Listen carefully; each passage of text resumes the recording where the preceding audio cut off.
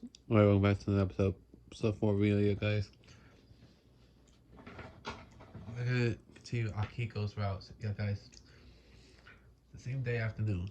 So, yeah, let's do this shit. I wrote an email earlier than planned. A lot of time to kill. For I need to be at the meeting. I want to get a feel of the town and what's going on. I decided to walk around a bit. From the looks of it, it's an ordinary countryside town. Yeah, man. Can't believe that people would think a low for Chevrolet case occurred here last year. As far as I can tell, there doesn't seem to be any disturbance going on right now.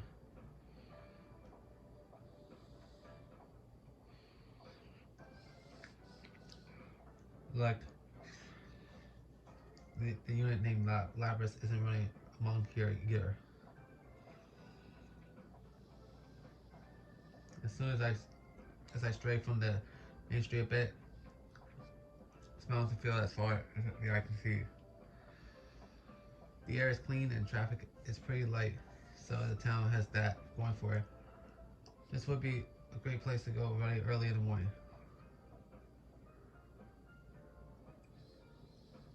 The bus station. I wait for the evening to come while I explore as much of the town as I can. It's almost time. My cape flutters in the wind as I shout, box, and jog to the main area, an intersection on the outskirts of what this town would call its shopping district. Meeting up in the rural area like this is a bit of a tricky situation.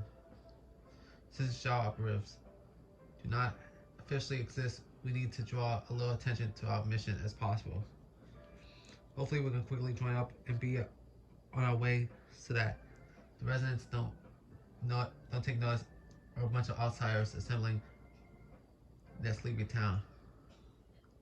Fortunately, when I arrive at the main point, Monsieur and the others are nowhere to be seen. Something happened? I doubt she'd run into any trouble she couldn't handle, though. Could it be that I am at the wrong place? There aren't any tall buildings to block my view, so I look at every direction. The only thing outside the shopping district obstructing my view is the mountain of garbage that looks like it might be a scrap heap or a junkyard. I may as well be diligent and head over there just to make sure.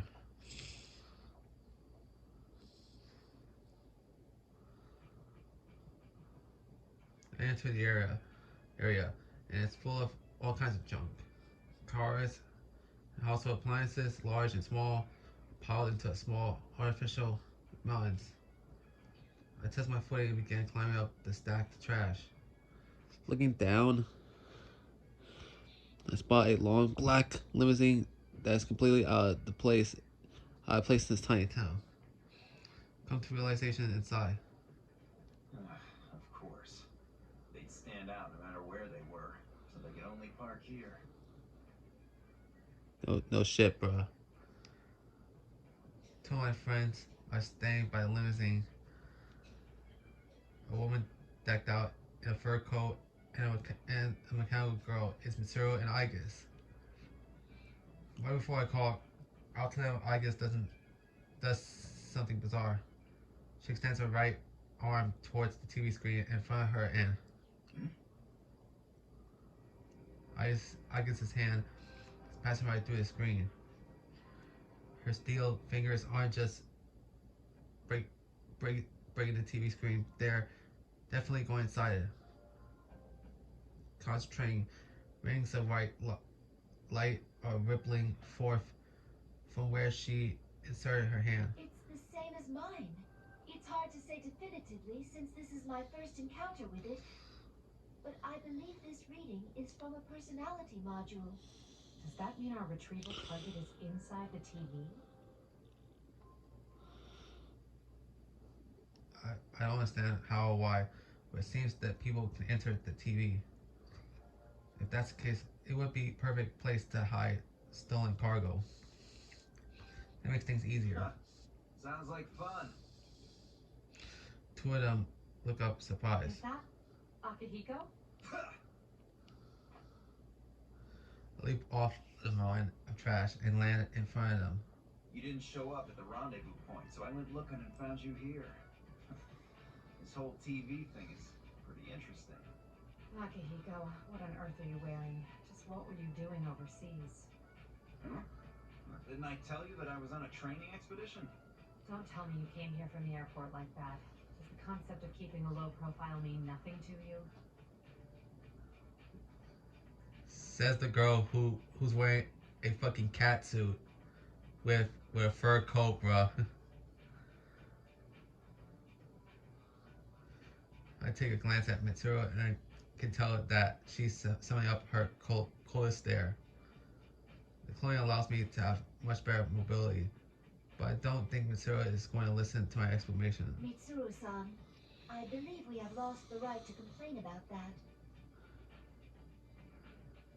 I said Mitsuru was clothing, once again I couldn't help but sigh. Since Agus had already voiced what I wanted to say, I decided not to make a comeback.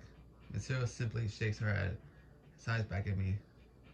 Seriously, this is what happens when you grew up in a wealthy family, sheltered from the lives that normal people live.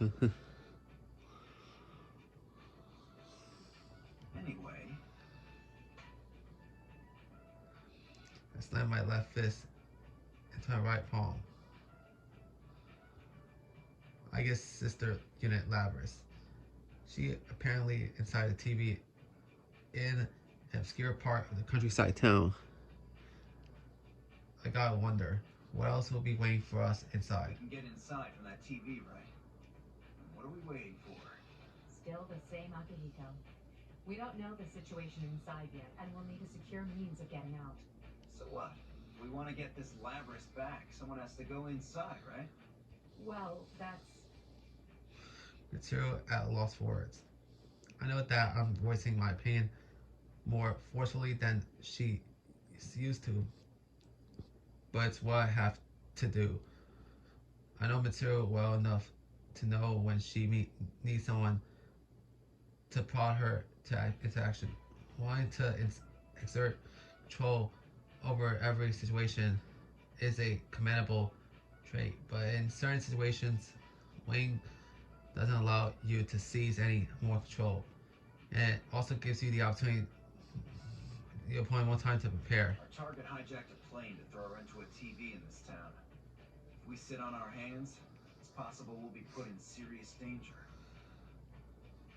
I lock my eyes with Mitsuru and take a step towards her. We're different from how we used to be. We made the choice to fight shadows as professionals. That's why I traveled around the world and trained harder than ever. And now that something's actually come up, you're hesitating? Yeah, for real. Y'all been through a lot together within the past few years in universe, bruh. Especially during the events of Persona 3, bruh. Hell, y'all lost Makoto Yuki. Y'all fucking the person that was leading y'all into battle, bruh. Okay. I know Mitsuru is technically the overall leader of Seas, but when it comes to battle, Makoto Yuki has been leading the way, bruh. And he ends up dying at the end of Persona 3, bruh. We agreed to do this. I'm ready to stake my life on the mission. 3 years ago, I had said that it was my duty to help in the fight. Looking back on it now, I know that a lot of it was just for kicks. Seeing myself definitively become much stronger, experiencing all that personal growth was incredible. Becoming stronger felt it would satisfy some deep desire within me. And if I died giving my all against the really powerful opponent, I didn't really mind the thought of going out like that either. Akihiko's willing to fight, even if it takes his life, bruh. So yeah. Honestly, I was honestly fighting for myself more than anything else. But now, something has changed in me. I wandered around the world with something in the back of my mind, constantly nagging at me. Something about not having a grasp of some part of myself. I know that I want power. Power to protect others. But that feeling has always been there. There's still something else, though. Something different. A few seconds of silence pass. The Mitsuru's eyes narrow. Her eyes are filled with steely determination. All right. Wait right here. I need to go make a phone call first. Okay, but make it quick. Mitsuru heads towards the long limousine with a weary smile. A torn gaze towards the most prominent of the illegally dumped TVs. Yeah, that's how people do it in New York City too. Right? So yeah.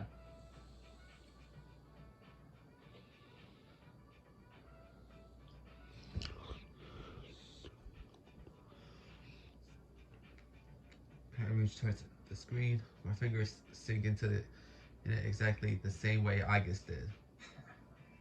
My fists are ready for action. Simon wells up within me as a reaction to the next sensation. I feel on my fingertips.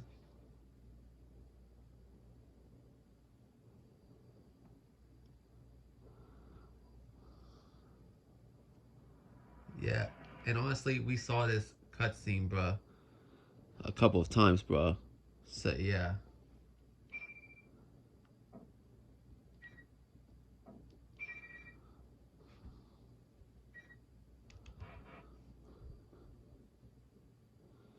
So yeah. Jim, when I open my eyes again, the first thing I see is a high ceiling. I got to my feet and look around.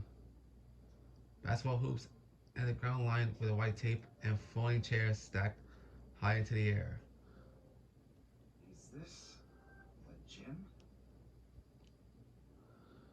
What am I seeing?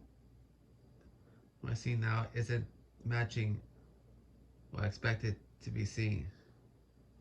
My memory is correct. I entered the TV with Mitsuru and Agus. Is this what's inside of the TV? It hits me. This isn't reality. Everything looks extremely real, but I sense odd presence nearby.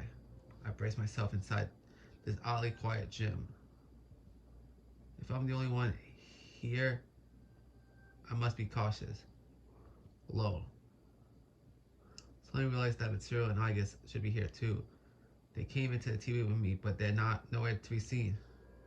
Did we get separated from each other as we have fallen in? No. It's more likely that we were separated intentionally. Well, I don't really need to worry about them. I'm pretty sure that they'll be able to handle anything here on their own. Even if something does attack them, those two will just counterattack with a side executions and machine guns. This feeling in the air reminds me of somewhere, though. I felt this harsh atmosphere before. I dig through my memories. That's right, this is what Taurus felt like. The tower full of shadows where we did battle 3 years ago. Since this area is unfamiliar and I'm assuming hostile, there's no knowing when the enemy may attack. But waiting around to get ambushed isn't really my thing. Yeah, bruh. I best suggest you go, bruh. It's time for me to get moving. Just as I think that.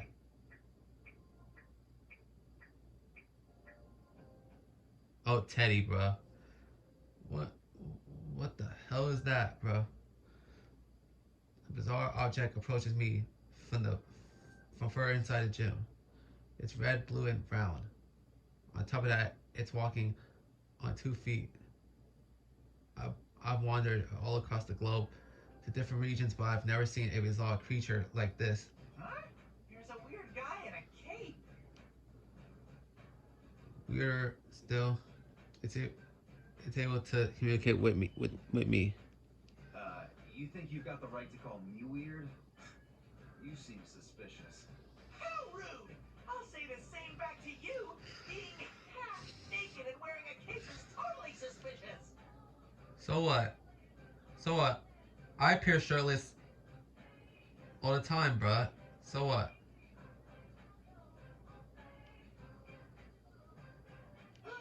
Could this be the pervert I've heard rumors about?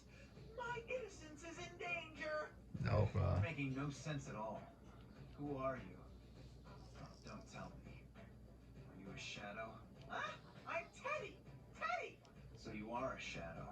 I just said I'm Teddy! Teddy! It's easy! And I know Bear has fur that color. Or can talk. How cruel! I'm an adorable, sexy beast, no matter what angle you're looking from. Teddy. Does that mean he's like a bear or something? No shit, bruh. Suddenly, a monitor nearby springs to life. What appears on it is also red, blue, and round. It's another bear thing, or to be exact, it was also Teddy. I can't have you wandering about on your own. You're such a troublesome bear. You're the troublesome one. How dare you do whatever you want while looking like me? It's a violation of my image rights. Don't you mean a violation of your image rights, bruh? What's going on? You twins or something? Huh? I've discovered an unknown half-naked caped man. An intruder. Unexpected. Suddenly, the sound image on the monitor gets corrupted. Just when I thought I was going to start figuring some things out about this place and those creatures. Screen flickers and dies out. Is this some kind of ruse? Monitor pops back on. Once again, it was Teddy's. This is so confusing. I'm just going to refer to the TV bear as bear number 2.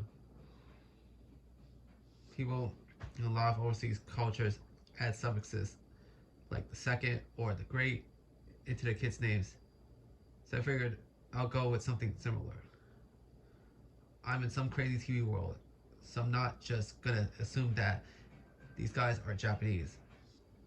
Like bear number 2 is going to take care. Anyway, I wasted enough time rationalizing this. Bear number 2's eyes gleam in a sinister manner. He starts speaking clearly now. 04, unintended intruder. Entering elimination process. Elimination, huh? Don't really have a clue what's going on yet. But I know that bear number 2 has just won the right to be the first one here to taste my fist. I don't know exactly what's going on, but I've seen enough. Looks like you're the enemy here, bear number 2.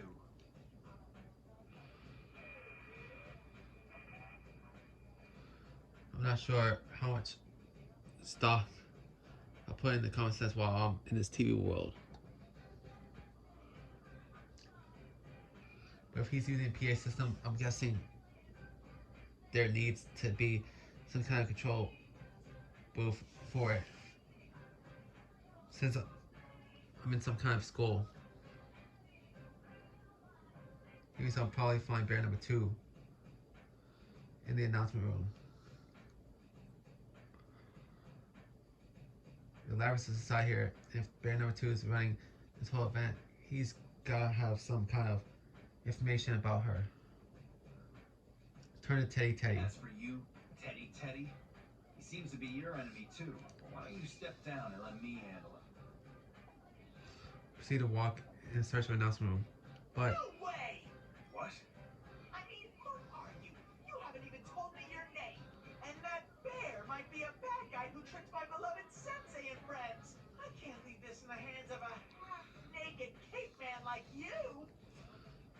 Tay looks surprisingly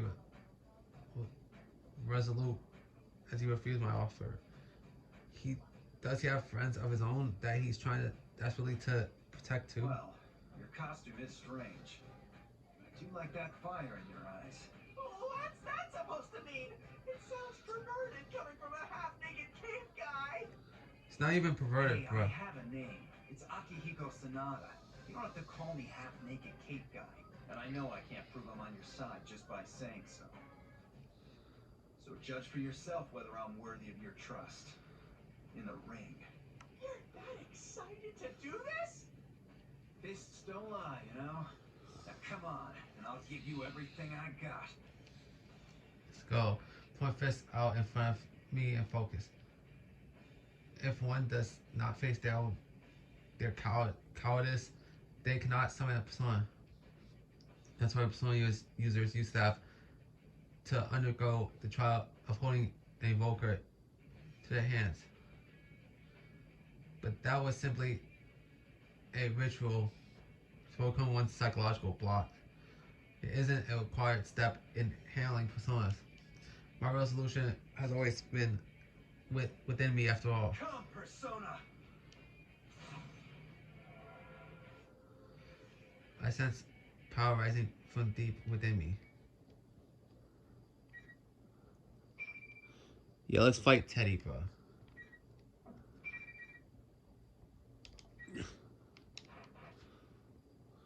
Come on, Teddy.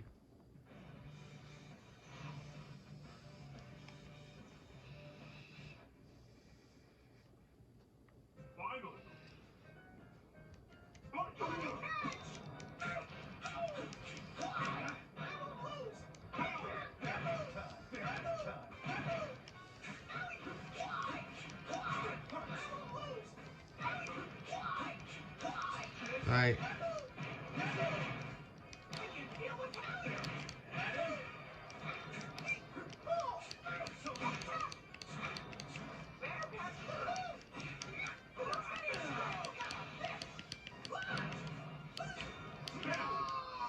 Haha. So yeah, that'll be it for today's video, guys. So I'll see you guys next time. Orange TV, sign off.